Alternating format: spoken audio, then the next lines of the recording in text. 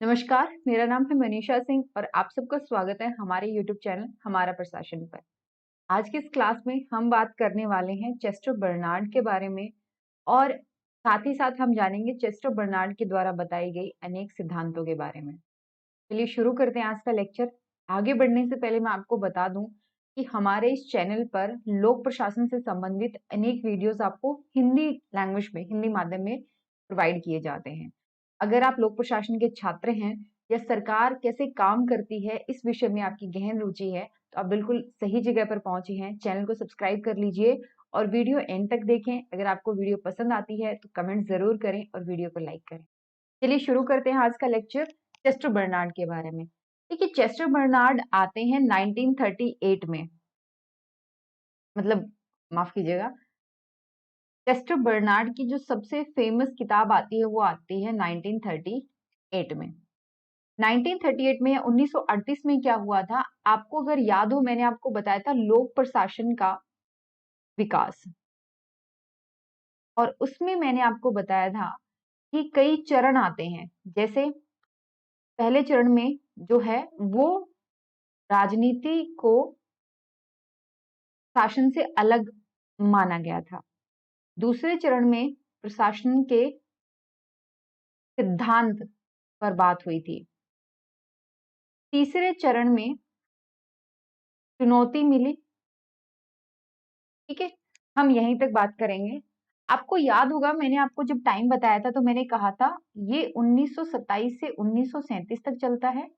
ये था 1887 से 1927 तक, और ये शुरू रहता है फिर 1930 से तकरीबन 1950 तक, ये अप्रोक्सीमेटली चलता है। टाइम अलग अलग इसका, इसमें फिर चुनौती और संकट का दौर भी आ जाता है। 1970 तक संकट का दौर भी आ जाता है। अब चुनौती मिली कैसे, याद रखिएगा। 1937 में गुलिक और उर्विक की किताब आती है, बहुत फेमस होती है। उसमें उन्होंने ढेर, मतलब ऐसे भर भर के सिद्धांत दिए थे कि आप कार्य को विभाजित कर दो, आप अपना जो भी है संरचना बढ़िया कर दो, संगठन को बढ़िया बना लोगे। यहाँ तक कि उर्विक ने, गुलिक ने मतलब 29 सिद्धांत दिए। कहीं पर उन्होंने 14 सिद्धांत की बात करी, कहीं पर उन्होंने पोस्ट कॉर्प संकल्पना की बात करी। ठीक है, तो अलग अलग सिद्धांत आ रहे हैं। उसके जस्ट एक साल बाद में 1938 में ही चेस्टर बर्नार्ड की किताब आती है, the functions of the executive करके। द फंक्शंस ऑफ एग्जीक्यूटिव, अर्थ क्या है इसका, एग्जीक्यूटिव का? द फंक्शंस ऑफ एग्जीक्यूटिव मतलब जो मेन मुख्याधिकारी है, मेन मुख्याधिकारी इन द सेंस जो मेन है, जो मुख्याधिकारी है, उसके फंक्शंस क्या क्या होते हैं। और जैसे ही ये किताब पब्लिश होती है, यहाँ तक जो राजनीति और प्रशासन के आधार पर लोक प्रशासन अपनी एक नई पहचान बनाने की कोशिश कर रहा था, वो कोशिश को एक चुनौती मिलती है। कहने का अर्थ ये हुआ कि ये जो चुनौती का दौर शुरू हुआ था, उसमें बर्नार्ड का बहुत बड़ा योगदान है, बहुत बड़ा योगदान है। बर्नार्ड ने जो कहा उसको फॉलो करते हुए फिर इनके पीछे पीछे साइमन आते हैं, हर्बर्ट साइमन। हालांकि इनकी किताब 1947 में आती है, बट बर्नार्ड ने जो बात कही वही बातें साइमन ने थोड़ा और रिफाइन करके, थोड़ा और सुधार करके बोली। तो हम सबसे पहले समझेंगे, अभी तक हमने जितने विचारकों के बारे में बात करी है, चाहे फिर वो टेलर हो, फायोल हो, गुलिक और उर्विक हो, मैरी पार्कर फोलेट हो, एल्टन मायो हो, मैक्स वेबर हो, उन सब के बारे में आपने जितना भी पढ़ा है, उन सबको समझ लीजिए कि वो कहीं ना कहीं एक एडमिनिस्ट्रेशन की सिर्फ इंटरनल फंक्शनिंग की बात करते हैं। सीधे शब्दों में अगर मैं कहूँ तो प्रशासन की तो आंतरिक गतिविधि होती है, आंतरिक संरचना है, आंतरिक तौर पे कैसे काम हो रहा है, उसके ऊपर इनका ज्यादा ध्यान है, इंटरनल फंक्शनिंग पे। फिर आते हैं बर्नार्ड। बर्नार्ड क्या कहते हैं? बर्नार्ड कहते हैं कि एक ऑर्गेनाइजेशन जब काम कर रहा है, एक संगठन काम कर रहा है, तो उसके आसपास का जो वातावरण है, वातावरण कुछ भी हो सकता है, जैसे आर्थिक वातावरण होता है, सामाजिक वातावरण होता है, वो भी उस संगठन की उत्पादकता पर प्रभाव डालता है और संगठन से भी वातावरण प्रभावित होता है। यानी पहली बार किसी ने संगठन के बाहर के तत्वों का जिक्र किया था। ये चेस्टर बर्नार्ड की सबसे बड़ी उपलब्धि है और इसको हम कहते हैं व्यवस्था उपागम। ठीक है, यानी कि सिस्टम थ्योरी। अब एक चीज याद रखिएगा, सिस्टम थ्योरी कोई नई चीज नहीं है। ऐसा नहीं है कि पहली बार बर्नार्ड ने ही इसका जिक्र किया हो। सिस्टम थ्योरी सबसे पहले जो विज्ञान के विषय थे, जैसे हमारा जीव विज्ञान है, हमारा जो रसायन विज्ञान है, उनमें शुरू हुआ। फिजिक्स, केमिस्ट्री, बायो, इनके अंदर शुरू हुआ ये चीज, और धीरे धीरे ये सोशल साइंस की तरफ, सामाजिक विज्ञान की तरफ बढ़ा। तो व्यवस्था उपागम का असर लोक प्रशासन पर भी पड़ा, और इसके जो अग्रगामी थे, जो सबसे लीड कर रहे थे, वो थे चेस्टर बर्नार्ड। तो ये तो हुआ चेस्टर बर्नार्ड का व्यवस्था उपागम। इसमें क्या बात बोली गई मैं आपको बता देती हूँ यहाँ पर। इसमें कहा गया कि एक संगठन जो है, एक संगठन अनेक तत्वों से मिलकर के बनता है। जैसे मान लीजिए हमारा जो सांस लेने का पूरा तंत्र बनता है, जिसको हम रेस्पिरेटरी सिस्टम कहते हैं, उसमें मान लीजिए जैसे नाक है, उसमें हमारी सांस लेने की नली है, फिर हमारे फेफड़े हैं, है ना। ये पूरा का पूरा अलग अलग ऑर्गन है, अलग अलग तंत्र, ऑर्गन से मिलकर के एक पूरा तंत्र बना है। जैसे हमारा पाचन तंत्र है, पाचन तंत्र में हमारा मुंह आ जाता है, फिर हमारी जो नली है, खाने की भोजन नली है, वो आ जाती है। हमारा स्टमक आ गया, बड़ी आंत, छोटी आंत, लीवर, और भी ढेर सारी चीजें आ गई। तो ये सारी चीजें मिल करके तब जाकर के एक पाचन तंत्र बनता है। वैसे ही चेस्टर बर्नार्ड कहते हैं कि एक संगठन अनेक छोटे छोटे तत्वों से मिलकर के बनता है। हर एक तत्व अपने आप में अलग काम कर रहा है, लेकिन सब मिलकर के काम कर रहे हैं, इसलिए संगठन अच्छे से चल रहा है। मान लीजिए जैसे आपका लीवर है, लीवर अपना काम कर रहा है, आपकी आंत है वो अपना अलग काम कर रही है, लेकिन सभी एक साथ अच्छे से काम कर रही है, इसीलिए आपका पाचन तंत्र भी सुदृढ़ बना हुआ है। तो ये था आपका संगठन का व्यवस्था सिद्धांत। इसके अलावा समझने की कोशिश करते हैं। देखिए, इनकी दो किताबें आती हैं, याद रखिएगा। एक तो था the functions of the executive, ये आई थी 1938 में, और ऑर्गेनाइजेशन एंड मैनेजमेंट करके किताब आई थी इनकी 1948 में। तो व्यवस्था उपागम का विकास इन्होंने किया था। इन्होंने बताया था कि संगठन क्या एक सहकारी सामाजिक व्यवस्था है। हर एक संगठन में दो प्रकार की सीमाएं होती है, हर एक संगठन में होती है, शारीरिक सीमाएं और प्राकृतिक। यानी कि एक इंसान, एक संगठन अकेला कुछ नहीं कर पाता, सबको मिल करके तालमेल बिठा करके ही तभी जा करके हम अपने जो टारगेट, अपने जो उद्देश्य हैं, उनको अचीव कर पाते हैं। हम अकेले नहीं कर पाते, इसलिए हमने संगठन को चुना, हम संगठन से जुड़े। इसीलिए संगठन और मनुष्य के बीच में तालमेल बहुत ज्यादा जरूरी है, सहयोग बहुत ज्यादा जरूरी है, और ये होती है सहकारी व्यवस्था। चेस्टर बर्नार्ड ने इसे प्रशासनिक संगठन के बारे में भी कहा कि प्रशासनिक संगठन भी क्या है, एक प्रकार की व्यवस्था है जो अन्य मानवीय क्रियाओं से मिलकर के बनती है। फिर इन्होंने बताया संगठन दो प्रकार के होते हैं। पहला तो उन्होंने संगठन के बारे में बताया, फिर उन्होंने बताया कि संगठन दो प्रकार के होते हैं। एक होता है औपचारिक और एक होता है अनौपचारिक। औपचारिक को हम कहते हैं फॉर्मल, और अनौपचारिक को हम कहते हैं इनफॉर्मल। ठीक है, ये उन्होंने अलग अलग समझाने की कोशिश करी थी। औपचारिक संगठन क्या होता है? औपचारिक संगठन, जब हम मान लीजिए आपने कोई यूनिवर्सिटी ज्वाइन करी, आपने कोई ऑर्गेनाइजेशन ज्वाइन करा, तो आपने जानबूझ के उस संगठन को ज्वाइन करा क्योंकि आपके कुछ उद्देश्य थे, कुछ लक्ष्य थे जिनको आप प्राप्त करना चाहते थे। बर्नार्ड कहते हैं कि दो या दो से अधिक व्यक्ति जब जानबूझकर लक्ष्य की तरफ बढ़ते हैं, समन्वित काम करते हैं, तो वह औपचारिक संगठन ही कहलाता है। और औपचारिक संगठन के लिए संगठन के तीन तत्व उन्होंने बताए हैं। अगर अभी भी आपको औपचारिक और अनौपचारिक संगठन नहीं समझ में आता, तो मैं आपको बता देती हूँ। जैसे मान लीजिए किसी संगठन में आप लोग कुल 50 लोग काम कर रहे हैं, ठीक है। इस तरीके से आपकी जो है वो पोजीशन डिसाइड हुई है कि आपका मुख्याधिकारी जो है वो ये इंसान रहेगा, आपके जो सुपरवाइजर हैं वो ये रहेंगे, और मजदूर जो हैं वो ये रहेंगे। एक व्यवस्था बनाई हुई है पूरी, सबको बताया गया कि आपको काम ये करना है, इतने बजे ऑफिस में आना है, इतने बजे ऑफिस से जाना है, ऑफिस में ये काम करना है, इतना वेतन मिलेगा। ये सारी चीजें आपकी निर्धारित होती हैं। वो होता है औपचारिक संगठन। अब 50 लोग काम कर रहे हो, तो हो सकता है कुछ लोगों के साथ आपकी बहुत अच्छी दोस्ती हो जाए, कुछ लोगों की आपके साथ बहुत अच्छी दोस्ती हो जाएगी। मान लीजिए 5 लोग हैं, तो आपस में बहुत अच्छे फ्रेंड बन गए। अब वो फ्रेंड ऐसे बन गए कि ऑफिस में जो कुछ हो रहा है, संगठन में जो कुछ हो रहा है, वो आपस में डिस्कस कर रहे हैं, तो ये क्या कहलाता है? अनौपचारिक संगठन। अब आप जाओगे किसी ऑफिस में तो आपके ऑफिस फ्रेंड्स भी तो होते हैं ना, कलीग होते हैं बट ऑफिस फ्रेंड्स भी तो होते हैं। तो ऑफिस फ्रेंड वाला जो माहौल बनता है, जो ग्रुप बनता है, वो एक प्रकार से अनौपचारिक संगठन कहलाता है। औपचारिक संगठन की मैं बात करूं तो यहाँ पे चेस्टर बर्नार्ड ने औपचारिक संगठन के 3 तत्व बताए थे। पहला, ये जो 50 लोग काम कर रहे हैं, इनके बीच में कम्युनिकेशन जरूरी है। अगर ये बातचीत नहीं कर पाएंगे, संचार नहीं होगा, तो संगठन ही नहीं बनेगा। इसके अलावा बात करी सहयोग की, सब लोग मिलकर के काम कर रहे हैं, सहयोग कर रहे हैं, इसीलिए तो संगठन है। सामूहिक लक्ष्य है, 50 के 50 लोग एक जैसे लक्ष्य की प्राप्ति के लिए लगे हुए हैं। सामूहिक लक्ष्य ही उनका जो कहते हैं ना सहयोग, वो पॉसिबल करवा पाता है।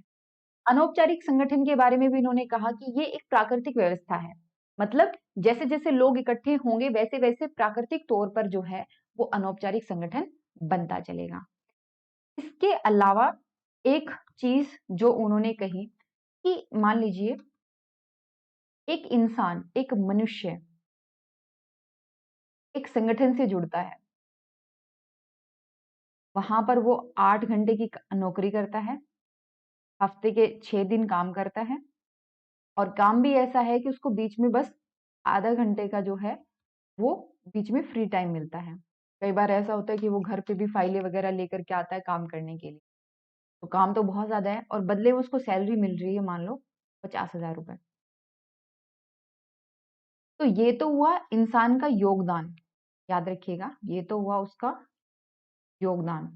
ठीक है, और ये हो रहा है उसको क्या चीज बदले में मिली। ठीक है, उसको क्या सेटिस्फेक्शन वहां से मिला, इसको हम कहते हैं संतोष। इंग्लिश में इसके लिए वर्ड यूज किया गया है, योगदान को कहते हैं कंट्रीब्यूशन और संतोष को कहा जाता है सेटिस्फेक्शन। तो चेस्टर बर्नार्ड कहते हैं एक इंसान किसी संगठन से जुड़ने के लिए ज्यादा मोटिवेटेड रहेगा अगर उसको लगता है कि जितना वो काम कर रहा है उसके बदले में उसको जो सेटिस्फेक्शन, बदले में जो सर्विसेज मिल रही हैं उसके योगदान से ज्यादा है। मैंने 8 घंटे काम करा, मैंने देखा बाकी लोग जो 8 घंटे काम करते हैं उनको इतनी सैलरी मिलती है, उनको 20-30,000 मिलता है, मेरे को 50,000 मिल रहा है। और सही भी है क्योंकि मैं 8 घंटे दे रहा हूँ तो मैं इसके अलावा और कोई काम नहीं कर पाता। अब 8 घंटे मैं अगर दे रहा हूँ तो मुझे क्या करना पड़ेगा, मुझे यहाँ से अच्छी सैलरी चाहिए। तो ये मेरी उम्मीदें हैं, मैं इतना योगदान कर रहा हूँ, कर रही हूँ, तो उसके बदले में मुझे जो रिवॉर्ड मिल रहे हैं अगर वो सही है, मतलब बैलेंस है, तब तक तो आपका संगठन चलेगा। सही, अगर उसको लग रहा है कि 8 घंटे काम करके मुझे बस कम ही सैलरी मिल रही है, ज्यादा नहीं है, मेरे लिए कोई लाभ का सौदा नहीं है, बेनिफिट नहीं है, तो इंसान संगठन से दूर हो जाएगा। और जितना वो योगदान दे रहा है उसको बदले में उससे बहुत कम मिल रहा है, तो बहुत ज्यादा चांसेस है कि वो संगठन से बहुत लंबे टाइम तक जुड़ा ना रहे। तो ये उन्होंने बताया था, चेस्टर बर्नार्ड ने सिद्धांत था उनका योगदान संतोष का सिद्धांत। अगर हमें किसी इंसान को प्रेरित करना है काम करने के लिए तो हमें क्या समझना होगा कि वो काम क्या कर रहा है, योगदान कितना है, संगठन में जितने भी कर्मचारी हैं वो क्या संतुष्ट हैं, ये भी हमें ध्यान रखना होगा। संतुष्टि कैसे होगी इसके कुछ उन्होंने कारक बताए, कारण बताए, एक तरीके से फैक्टर्स बताए उन्होंने। उन्होंने बताया कुछ भौतिक कारण हो सकते हैं और कुछ गैर भौतिक कारण हो सकते हैं। पहले भौतिक कारण की बात करते हैं, जैसे धन या सत्ता, सैलरी बड़ी अच्छी है जी, फिर एक बहुत अच्छी जॉब अपॉर्चुनिटी मिली है तो हमने ज्वाइन कर लिया, एक अवसर मिला आपको। फिर जहां काम कर रहा हूँ वो मेरे घर के पास में भी है, मेरे को फैसिलिटीज भी अच्छी मिल रही है तो ज्वाइन कर लिया, वो भी एक अच्छी चीज है। या मैं काम करता हूँ, मानता हूँ काम बर्डन ज्यादा है लेकिन बॉस बड़ा अच्छा है, मैं जो काम करता हूँ मुझे इनाम भी दिया जाता है, बहुत अचीवमेंट भी फील होती है उसमें, सेंस ऑफ अचीवमेंट आता है। तो ये सारी चीजें हैं। गैर भौतिक कारण में क्या आ जाते हैं कि धीरे धीरे एक टाइम तक आपके भौतिक कारण काम करते हैं, फिर एक समय के बाद में, जैसे शुरू में आप सैलरी के लिए काम करते हो, धीरे धीरे में सैलरी सेकंड जो है प्रायोरिटी पे आ जाती है। ठीक है, और आप जो काम कर रहे हो वो सेंस जो है आपकी, आप प्रेरित करने के लिए कि मैं एक काम कर रहा हूँ, मैं एक अच्छा काम कर रहा हूँ, समाज में जो है इससे फायदा होगा, वो आपके लिए ज्यादा कारगर होता है। ठीक है, तो ये चीजें होती हैं गैर भौतिक कारण। इसमें कुछ प्रोत्साहक उन्होंने बताए हैं। इसके अलावा चेस्टर बर्नार्ड ने सत्ता और उत्तरदायित्व का जिक्र किया। देखिए, सत्ता यानी अथॉरिटी, जिस इंसान के पास सत्ता है, प्राधिकार है, उसके पास उतनी ही जिम्मेदारी होनी चाहिए। सत्ता के 3 तत्व होते हैं: उद्देश्य, योगदान और संचार। ठीक है। अब मान लीजिए, यहाँ पे बस 2 मिनट का टाइम लगेगा, इस कॉन्सेप्ट को मैं एक्सप्लेन कर देती हूँ। एक बॉस है, वो अपने कर्मचारी को कुछ आदेश देता है। आदेश किस आधार पर देता है? क्योंकि उस बॉस के पास सत्ता है, या मैं कह सकती हूँ उसके पास अधिकार है ऑर्डर देने का। तो चेस्टर बर्नार्ड कहते हैं ये जो आदेश है वो 3 प्रकार के हो सकते हैं। एक तो वो जो वो बिना झिझक के स्वीकार कर ले, ठीक है, बिना झिझक के स्वीकार कर लिए जाएं। दूसरे वो जो बिना देखे सोचे, मतलब ऐसे ऑर्डर्स जो बिल्कुल ही आप स्वीकार नहीं कर सकते। एक वो स्वीकृति हाथों हाथ मिल जाएंगी, एक वो जिनको स्वीकृति बिल्कुल ना हो जाएगी। ठीक है। और एक वो जो आपको लगता है कि ठीक है, अगर सर्टेन कंडीशंस फुलफिल होती है तो वी कैन फॉलो, उनके बारे में हम बात करेंगे। तो ऐसे ऑर्डर्स जो बिना सोचे समझे, मतलब आपको लगता है कि भाई देखो, इसने जो ऑर्डर दिया है वो मेरी रिस्पॉन्सिबिलिटी है, इसी रिस्पॉन्सिबिलिटी को पूरा करने के लिए मैं इस संगठन से जुड़ा हुआ हूं, तो क्या होगा कि बॉस ने जो आदेश दिया वो आप बिना झिझक के फॉलो कर लोगे। ठीक है। यही यहां पर एक्सप्लेन करने की कोशिश करी गई है। इसको कहा गया था जोन ऑफ इंडिफरेंस, सत्ता की स्वीकृति। जोन ऑफ इंडिफरेंस में क्या होता है कि अब हम क्या करेंगे, हम इनके जो ऑर्डर हैं वो हम बिना झिझक के एक्सेप्ट कर लेंगे। ठीक है। तो ये ही है उदासीनता का क्षेत्र। उदासीनता का क्षेत्र कैसे निर्धारित होता है? जो हमने मोटिवेशन वाला पढ़ा था, प्रेरणा का सिद्धांत पढ़ा था, उसी पे होता है। देखिए, कई बार आपको जब आप लेक्चर सुनते हो तो आपको महसूस हो सकता है कि कुछ चीजें बीच में छूट रही हैं या आप अच्छे से रिलेट नहीं कर पा रहे। तो मैं आपको एक ही चीज बोल सकती हूँ कि यहाँ पर जिम्मेदारी आपके ऊपर है। मैं या कोई भी टीचर हो बेशक, आपको कुछ लिमिटेड चीजें ही बता सकते हैं। जब आप खुद पढ़ोगे चीजों को, तब आप अच्छे से रिलेट कर पाओगे। बहुत बार चांसेस हो सकता है कि हम कुछ चीजें आपको प्रॉपरली ना बता पाए, या आप उस टाइम पर अच्छे से ना समझ पाए, चांसेस हैं। ठीक है। तो आप ये नोट्स आपके पास हैं, चेस्टर बर्नार्ड के बारे में पढ़िए। और अगर कोई डाउट आता है, आपको कुछ पूछना होता है, तो बिल्कुल आप कमेंट सेक्शन में पूछ सकते हैं, आप कॉल करके भी पूछ सकते हैं। लेकिन इसको पहले आप वीडियो देखें, फिर आप खुद पढ़ें, तब जा करके आपको चीजें समझ में आएंगी। एक दो बार रिवीजन करेंगे तो और ज्यादा क्लैरिटी आती जाएगी। तो फिर मेन किताब क्या थी उनकी? प्रबंधक के कार्य, the functions of the executive. क्या फंक्शन होते हैं? सबसे पहले तो तीन तीन फंक्शंस होते हैं। पहला फंक्शन क्या है? उद्देश्यों को निर्धारित करना। काम क्या होगा वो निर्धारित करना। संचार व्यवस्था को बनाए रखना। और तीसरा क्या होगा इनका, कि जो सबॉर्डिनेट होते हैं, जो अधीनस्थ होते हैं, उनसे उद्देश्यों के अनुरूप प्रयास प्राप्त करना। अपने सबॉर्डिनेट से, अपने कर्मचारियों से काम करवाना। काम करवाने के लिए आप उनको पुरस्कृत कर सकते हो, उनको आप दंड दे सकते हो, अलग अलग है। मान लीजिए आप वो ढंग से काम नहीं कर रहे तो आपको दंड देना पड़ेगा, और अगर वो अच्छा है, काम कर रहा है, तो उसको आप क्या करें, उनको पुरस्कृत करें। तो चेस्टर बर्नार्ड ने ये जो सारी बातें हमें बताई, इन्होंने यहाँ पर मानवीय महत्व को स्थापित करने में एक बहुत ही अहम भूमिका निभाई। उन्होंने जनतांत्रिक और जन मूल्यों को यहाँ पे काफी महत्व दिया। लेकिन उनकी ठीक है, कंट्रीब्यूशन के साथ साथ उनको कई आलोचनाओं का शिकार भी होना पड़ा। यहाँ पर मैं चाहती हूँ कि आप जब इसके बारे में पढ़ें तो लिखें, यहाँ पर आप अपने नोट्स खुद बनाएं कि आलोचनाएं किस आधार पर की गई होंगी। क्योंकि ये एक व्यवहारवादी भी थे, ये एक व्यवस्थावादी भी थे। तो चेस्टर बर्नार्ड एक काफी, वो कहते हैं ना, वाइड पर्सनालिटी के तौर पे आपको दिखाई देते हैं। काफी सारी चीजों के बारे में उन्होंने बोला है। तो आई जस्ट वांट कि आप इनके बारे में खुद पढ़ें, फाइंड आउट करें आलोचना किस आधार पर करी गई है, और इन्होंने जो बात बोली आज भी हमारे लिए कामयाब है या नहीं है, मतलब इसकी प्रासंगिकता क्या है, रेलेवेंसी क्या है। चलिए, आज का लेक्चर मैं यहीं पे खत्म करती हूँ। अगर आप हमारे नोट्स परचेज करना चाहते हैं तो आप बिल्कुल, आपको पीडीएफ फॉर्मेट में नोट्स मिल जाएंगे। इसके अलावा अगर पूरा कोर्स या सिर्फ टेस्ट सीरीज आप एनरोल करना चाहते हैं यूपीएससी नेट और पीसीएस के लिए, लोक प्रशासन के लिए, सिर्फ हिंदी में, इंग्लिश में भी मिल जाएंगी, हिंदी की बात मैं कर रही हूँ यहाँ पर। और आपको लोक प्रशासन से संबंधित कोई भी सवाल पूछना है तो बिल्कुल आप पूछ सकते हैं, नीचे दिए गए नंबर पर संपर्क करके। आप हमसे जुड़ सकते हैं। आप हमें कॉल कर सकते हैं, व्हाट्सएप पे मैसेज कर सकते हैं। इसके अलावा टेलीग्राम पर भी आप हमसे जुड़ सकते हैं। इस ईमेल आईडी पर आप मेल करके अपनी क्वेरी जो है वो उसका आंसर आप ढूंढ सकते हैं। चैनल सब्सक्राइब जरूर करिएगा। इसके अलावा जो इंग्लिश मीडियम में कंटेंट ढूंढ रहे हैं, लोक प्रशासन का ही, पब्लिक एडमिनिस्ट्रेशन का ही, वो हमारा दूसरा चैनल एडमिनिस्ट्रेटिव वर्ल्ड, एक बार उसको जरूर देखिएगा, विजिट कीजिए चैनल पर। वहां पर आपको ढेर सारा कंटेंट मिल जाएगा पब्लिक एडमिनिस्ट्रेशन से रिलेटेड ही, तो चैनल को जरूर प्रेस करिए। और यहाँ पर देखिए हम लोक प्रशासन से संबंधित चीजें बताते हैं, तो आपको चैनल पर है ना ढेर सारी ऐसी चीजें नहीं मिलेंगी जो आपके काम की नहीं है।